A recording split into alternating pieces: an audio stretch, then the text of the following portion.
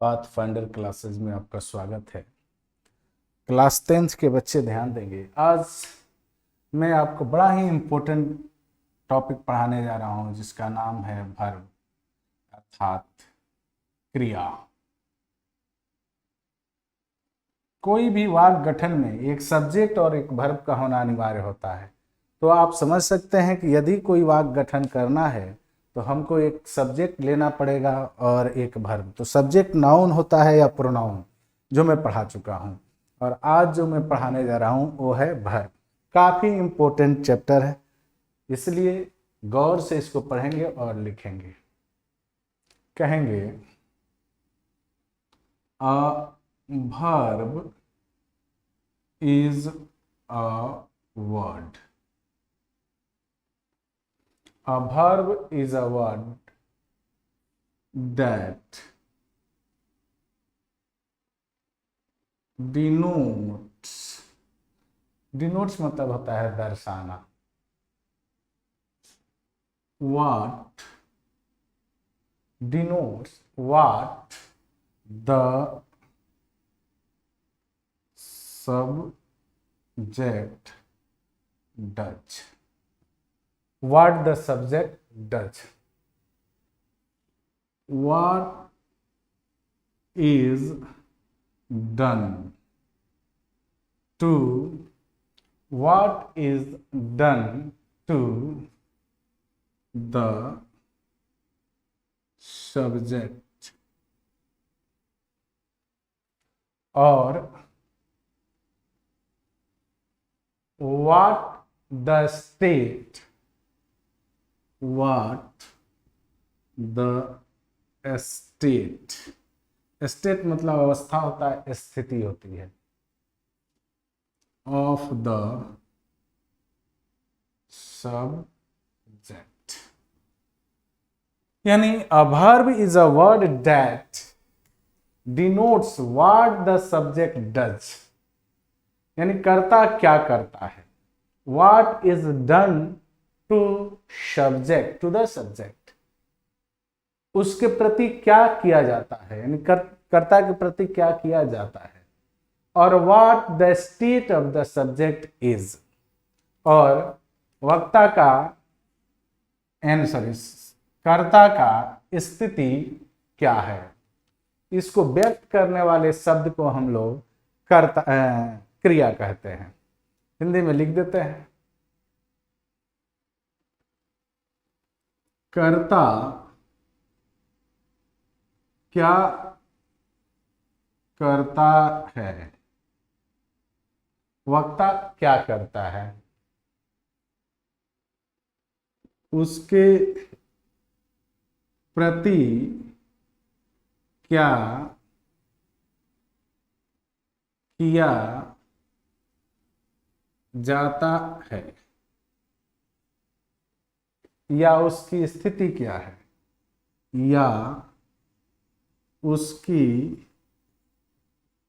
स्थिति क्या है। इसको व्यक्त करने वाले शब्द, इनको व्यक्त करने वाले शब्द क्रिया कहलाते हैं। समझ में आना चाहिए। जैसे मैं कहूं कि ही रीड्स अ बुक, यानी ही क्या करता है, तो ही किताब को पढ़ता है। यानी इस रीड से पता चलता है कि वह क्या करता है, तो वह यहाँ पढ़ने का काम करता है। तो यहाँ रीड्स क्या हो गया, ये हो गया वर्ब। अगर मैं कहूं कि his leg was broken in an accident, his leg यानी उसका पाँव जो था, ब्रोक यानी टूट गया था, यानी उसके प्रति क्या हुआ या उसकी अवस्था क्या है, तो उसके जो पाँव है वो टूटे हुए हैं, इससे पता चलता है टूटा होना। तो ये जो शब्द है ये हो गया वर्ब। फिर मैं कहूं कि his brother is a doctor, उसके भाई की अवस्था क्या है, तो वह एक डॉक्टर है। तो इज से यहाँ पता चल रहा है कि वह डॉक्टर है। तो आपने देखा इसमें रीड्स क्रिया है, इसमें वाज ब्रोकन क्रिया है और इसमें इज क्रिया है। तो क्रिया किसे कहेंगे, तो क्रिया वह शब्द होता है, यानी कर्ता क्या करता है या उसके प्रति क्या किया जाता है या उसकी स्थिति क्या है, यानी कर्ता की स्थिति क्या है, इनको जो व्यक्त करेंगे शब्द, उन्हीं शब्दों को हम लोग क्रिया कहते हैं। जो आपने देखा उदाहरण के तौर पर मैंने आपको दिखाया भी। चलिए अब इसके प्रकार की बात करते हैं, ठीक है। तो पहले इसको हम मिटाते हैं। बड़ी आसानी से आपको समझ में आया होगा कि क्रिया किसे कहते हैं।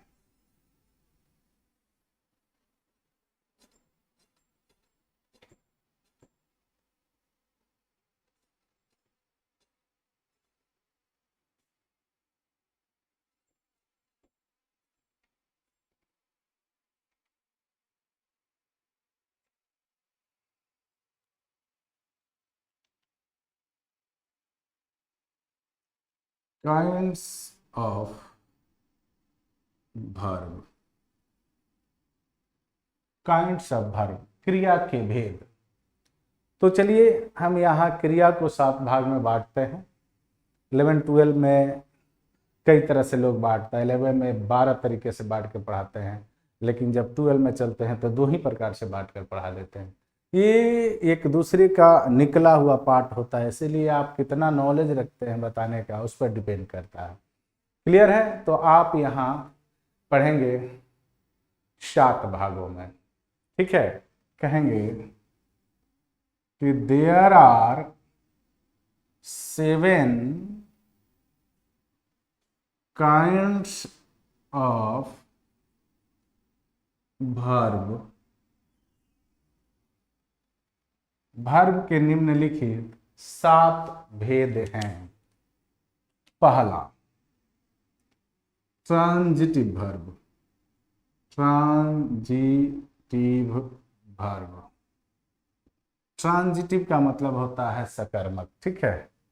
दूसरा है इन ट्रांजिटिव वर्ब, ये होता है अकर्मक क्रिया। ट्रांजिटिव वर्ब और intransitive verb. Finite verb, finite verb सीमित क्रिया और इनफाइनाइट वर्ब असीमित क्रिया, ठीक है। एक्सिलरी या फिर हेल्पिंग या फिर असिस्टेंट वर्ब, सहायक क्रिया, इसको एक्सिलरी वर्ब भी कहते हैं, हेल्पिंग वर्ब भी कहते हैं, असिस्टेंट वर्ब भी कहते हैं। और छठा होगा जिरंड, जिरंड वर्ब। और 7वां होगा पार्टिसिपल वर्ब। तो ये हैं क्रिया के रूप। और आज मैं आपको पढ़ाऊंगा सबसे पहले ट्रांजिटिव वर्ब। क्लियर है? तो चलिए, अभी आपने देखा कि क्रिया के कितने भेद होते हैं, तो क्रिया के 7 भेद होते हैं, जिसमें हमने पहला लिखा ट्रांजिटिव वर्ब, सकर्मक क्रिया, इनट्रांजिटिव वर्ब, अकर्मक क्रिया, फाइनाइट वर्ब, सीमित क्रिया, इनफाइनाइट वर्ब, असीमित क्रिया। एक्सिलरी वर्ब यानी सहायक क्रिया। ऑक्सिलरी वर्ब यानी सहायक क्रिया, इसी को एक दूसरा नाम से हेल्पिंग वर्ब से भी बुलाते हैं, कहीं कहीं इसको असिस्टेंट वर्ब के नाम से भी बुलाते हैं। क्लियर है। और छठा है जिरंड वर्ब और सातवां है पार्टिसिपल। तो इतने चीज को आपको पढ़ना है। एक एक करके अब हम पढ़ेंगे कि ट्रांजिटिव किसको कहेंगे, इनट्रांजिटिव किसको कहेंगे। ठीक है, चलिए।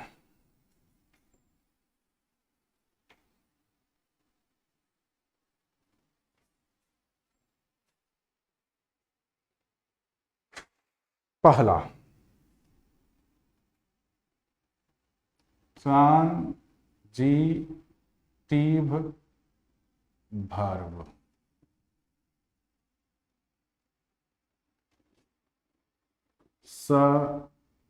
सकर्मक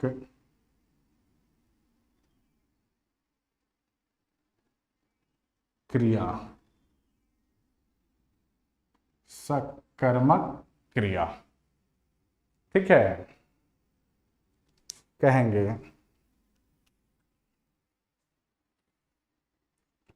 a verb that comes, a verb that comes with an object is called transitive verb। समझिए,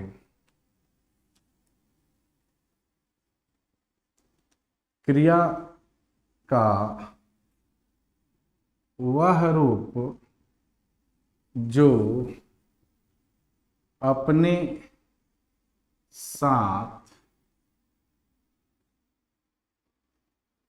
ऑब्जेक्ट अर्थात कर्म लेकर आए उसे सकर्मक क्रिया कहते हैं। उसे सकर्मक क्रिया कहते हैं, यानी क्रिया का वह रूप जो अपने साथ क्या लेकर आए, ऑब्जेक्ट। जैसे मैं कहूं कि ही रीड्स अ बुक, मैं कहूं he plays cricket, they eat a mango. ठीक है, अगर यहां से ये हटा दो, यहां मैंगोज कर दो, बढ़िया रहेगा। दे ईट मैंगोज। अब बात को ध्यान से देखिए, तो ये सब्जेक्ट हुआ, ये वर्ब हुआ और इसका ये ऑब्जेक्ट हुआ। ये सब्जेक्ट हुआ, ये वर्ब हुआ और क्रिकेट इसका ऑब्जेक्ट हुआ। ये सब्जेक्ट हुआ, ईट वर्ब हुआ और मैंगोज इसका ऑब्जेक्ट हुआ। यानी मैं कहूँ कि यहाँ रीड, प्लेज और ईट क्या हैं, तो कहेंगे आप टीवी हैं, यानी ट्रांजिटिव वर्ब है। ट्रांजिटिव वर्ब है। अब मैं बात करने जाऊंगा इनट्रांजिटिव का। पहले दोनों समझिए, तब एक लफड़ा आपको समझ में आएगा कि दोनों में बात है ऑब्जेक्ट का, तो ऑब्जेक्ट कहते किसे हैं। लेकिन पहले हम दोनों को समझा दें, फिर बात करेंगे ऑब्जेक्ट पर। चलिए,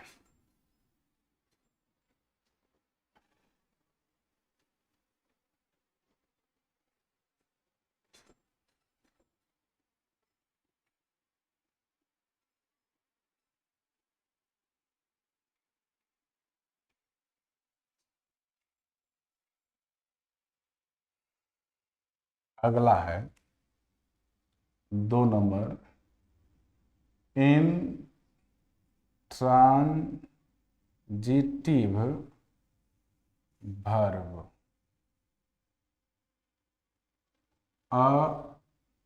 अकर्मक क्रिया,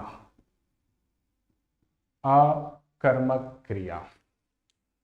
कहेंगे कि a verb that comes, a verb that comes without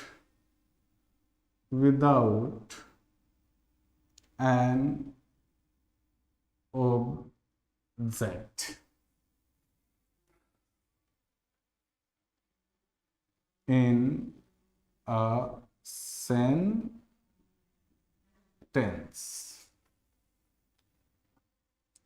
and give complete meaning, complete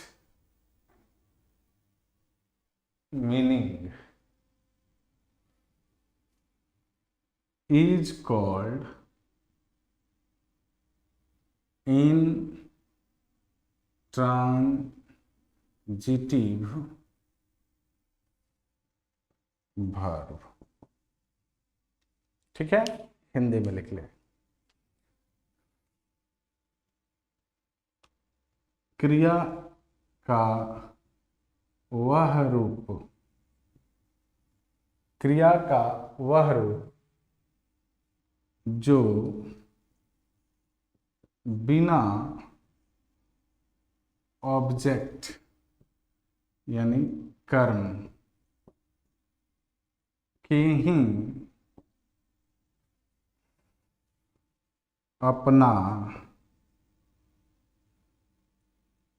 पूर्ण अर्थ व्यक्त कर दे, उसे अकर्मक क्रिया कहते हैं। यानी यहां आपको ये बताना है कि बिना किसी ऑब्जेक्ट के लिए, और वह यह साबित कर दे कि इसके जो अर्थ हैं वो पूर्ण हैं, उसको हम कहेंगे अकर्मक क्रिया। जैसे मैं कहूं ही गोज टू मार्केट, मैं कहूं कि they are playing in the field. देखो बाबू, मैं स्पष्ट रूप से बता दूं, यहाँ गोज वर्ब है, यहाँ आर प्लेइंग है, फिर भी ये आई टी भी हैं। क्यों? क्योंकि मार्केट या इन द फील्ड ऑब्जेक्ट नहीं होता, बल्कि ये अदर वर्ड होते हैं। ठीक है, अब सबसे बड़ी बात ये है कि अब आप कंफ्यूज होंगे कि सर आखिर ऑब्जेक्ट को कैसे पहचाने। तब न, जब ऑब्जेक्ट पहचानिएगा तबे आप निर्णय ले पाइएगा, क्योंकि आपको तो पहले ही भी लग रहा होगा कि मार्केट ऑब्जेक्ट है, लेकिन ये मार्केट यहाँ बाबू ऑब्जेक्ट नहीं है। तो कैसे हमने कह दिया ऑब्जेक्ट नहीं है, ये बात आपको सीखना होगा, और इसी के लिए मैं ऑब्जेक्ट की बात बताने जा रहा। यहाँ आप क्लियर हो जाएंगे।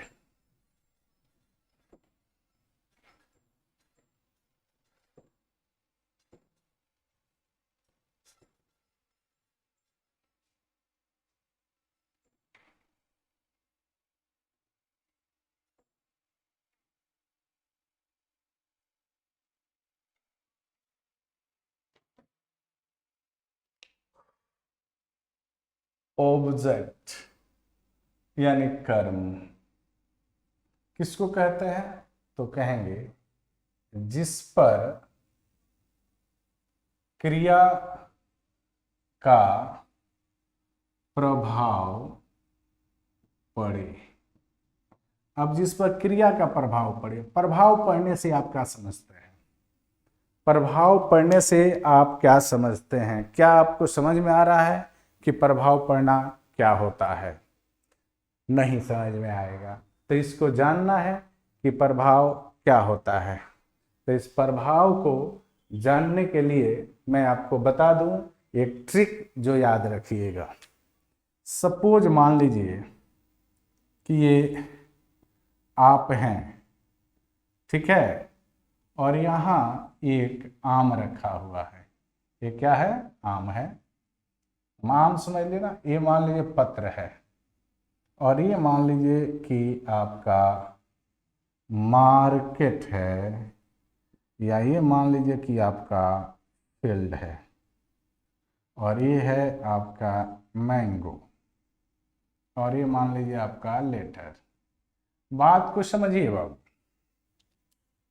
जब कोई व्यक्ति इस आम पर प्रभाव डालेगा, यानी आम को खाने का काम करेगा, तो बोलो ये आम एक दिन खत्म हो जाएगा या नहीं? धीरे धीरे खत्म हो जाएगा। जब खत्म, ये कोई लेटर पढ़ना शुरू करे, चाहे लिखना शुरू करे, तो बोलो एक दिन लेटर को पढ़ लेगा या लिख लेगा कि नहीं? खत्म हो जाएगा। लेकिन कोई व्यक्ति इस मार्केट को जाने का काम करता है, तो क्या मार्केट एक दिन खत्म हो जाएगा? मार्केट पर कोई प्रभाव पड़ रहा है? तो आप कहेंगे कि नहीं सर, प्रभाव तो नहीं पड़ रहा है। मान लो कि आप फील्ड में खेलने जाते हो, फील्ड धंस जाता है या उठ के कहीं दूसरे जगह चला जाता है, कुछ होता है उसमें? नहीं होता है। फील्ड पर कोई प्रभाव नहीं होता, आप थक कर चले आते हैं, कुछ भी होता नहीं है। तो प्रभाव का मतलब होता है जिस पर क्रिया का प्रभाव पड़े। और प्रभाव समझने के लिए मैंने आपको बड़ा ही अच्छा ट्रिक दिया है। अगर इसको समझ जाते हैं तो आपका ऑब्जेक्ट क्लियर हो जाएगा, और ऑब्जेक्ट क्लियर हो जाएगा तो आप आसानी से जान लीजिएगा कि कौन सा वर्ब ट्रांजिटिव है और कौन सा वर्ब इंट्रांजिटिव है। मैं फिर एक बार कह देता हूं कि अगर कोई भी दिक्कत है तो कुछ नहीं करना है, वीडियो को फिर से देख लेना है एक बार। मैं एक बार और समझाने का प्रयास कर देता हूँ। सपोज ये आप हो, ये आम है, और ये लेटर है, और ये मार्केट है, और ये फील्ड है। प्रभाव का मतलब होता है जो उस पर कुछ इफेक्ट, कुछ होना चाहिए। जैसे आम को हम खाएं, तो आम को खाएंगे तो आम क्या होगा? धीरे धीरे खत्म हो जाएगा। तो प्रभाव पड़ रहा है। ये लेटर है, मैं कहता हूं कि वह लेटर लिखता है, तो बोलो लिखते लिखते कबो ना कबो तो खत्म होगा। वो पढ़ता है तो पढ़ते पढ़ते कबो ना खत्म होगा। मैं कहूं कि हरी क्रिकेट खेलता है, तो क्रिकेट कभी ना कभी खत्म होगा, है ना जी? 20 ओवर का होगा, 50 ओवर का होगा, या 90 ओवर का होगा, खत्म तो होना है। लेकिन मैं कहूं कि यह क्रिकेट फील्ड में खेला जाता है, तो फील्ड यहाँ क्या खत्म होने वाली बात है? उस पर कोई प्रभाव हो रहा है? नहीं पड़ रहा है। तो जिस पर प्रभाव नहीं पड़ेगा वो ऑब्जेक्ट हो ही नहीं सकता। ऑब्जेक्ट वही होगा जिस पर क्रिया का प्रभाव पड़े। तो आप एक बार इसको बेहतर से देख लेंगे और यही आपको साबित कर देगा कि कौन ऑब्जेक्ट है और कौन ऑब्जेक्ट नहीं है। और जो वर्ब ऑब्जेक्ट लेकर आएगा उसको कहेंगे ट्रांजिटिव वर्ब, और जो वर्ब बिना ऑब्जेक्ट का ही अर्थ पूर्ण कर देगा उसको कहेंगे इंट्रांजिटिव वर्ब। एक चीज और याद रखना, जो पैसिव वॉइस बनता है वो ट्रांजिटिव वर्ब का ही बनता है। पैसिव वॉइस किसका बनता है? ट्रांजिटिव वर्ब का बनता है। नोट में लिख लेना, नोट लिख लो कि नोट में लिख लो कि पैसिव वॉइस